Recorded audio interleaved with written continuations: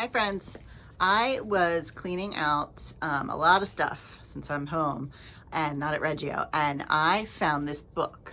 It's called The Everyday Storybook. And see how old and faded it looks? It's because it is old and faded. This is what my daddy used to read to me when I was a little girl, and I loved it. It was my favorite storybook, and it has lots of different stories in there. So I'm gonna read just one to you. And then every day, maybe I'll read a different one. But this was my favorite, and I hope you like it too.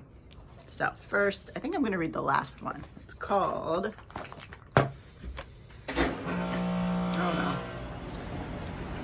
Mumpsy Goes to Kindergarten. It's about a little kitty cat that wants to go to kindergarten so bad. There she is, little Mumpsy. Mumpsy goes to kindergarten. Mumpsy was a little yellow kitten who wanted more than anything in the world to go to kindergarten. All summer, he and Janet played together the whole day long. Then one strange morning, Janet and her mother left the house early. They did not call Mumpsy to come along. He followed them down the street slowly, hoping that they wouldn't see him, as he padded along quietly.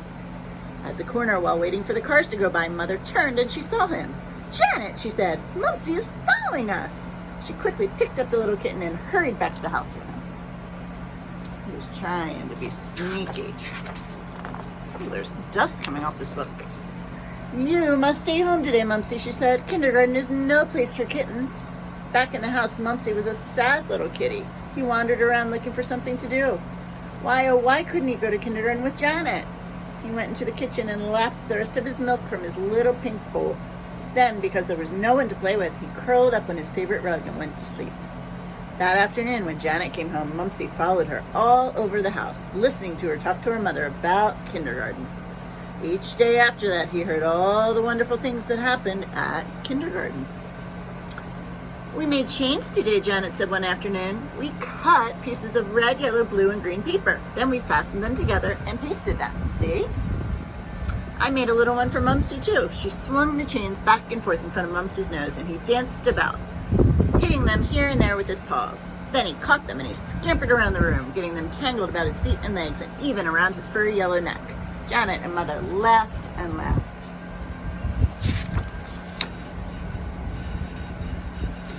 They're hard to turn in the wind. Woo. "We colored pictures too," said Janet. "Pictures of horses and cows and a yellow kitten that looked just like Mumpsy." Mumpsy stopped playing with the colored paper's chains, and he sat very still and he listened. Now he wished more than ever that he could go to kindergarten. The next day, Janet came home from school singing, "We're going to have a circus party! We're going to have a circus party!"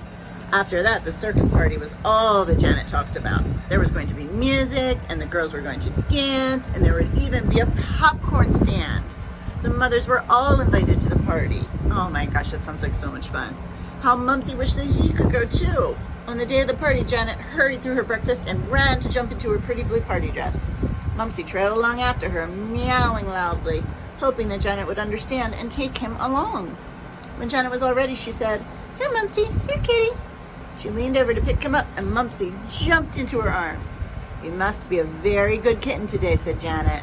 Mumpsy purred happily. Perhaps he really was going to kindergarten after all. Do you think? Oh my goodness, he's so excited.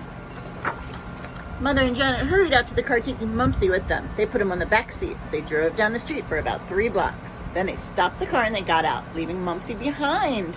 Poor Mumpsy sat on the back seat and meowed sadly. He couldn't understand what was going on. After a long time, Janet came back and opened the door of the car. She took Mumpsy into her arms and carried him into a big building. As they walked down the hall, Mumpsy's eyes were wide open. He looked at the big clock hanging on the wall and into the rooms filled with desks. At last, Janet stopped. There was a small cage on a wagon standing in the hall. Janet put Mumpsy into it and closed the door. Then she went into the next room and left Mumpsy all alone. He was so disappointed he didn't even know what to do.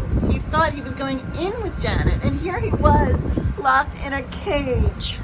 Around and around the little cage he walked, swishing his tail. He felt angry to be shut up in a cage like this. He sat down in the middle of the cage and began to meow with all of his might. Suddenly, Janet came back. She took hold of the handle of the wagon and pulled the cage into a room. Such a beautiful room. The sun was shining in the big windows. The brightly dressed clowns were tumbling about. In one corner, 4 little boys and girls were playing tiny silver horns and clapping blocks of wood together, making wonderful music. Across the room in another corner, the mothers were sitting and smiling. Mumpsy leapt to his feet and meowed with excitement. The clowns left the room, and 2 girls in fluffy dresses danced and whirled around, spinning like tops on the shiny floor. At the other end of the room was a popcorn stand. In front of it stood a boy dressed in a bright red coat with a tall black hat on his head.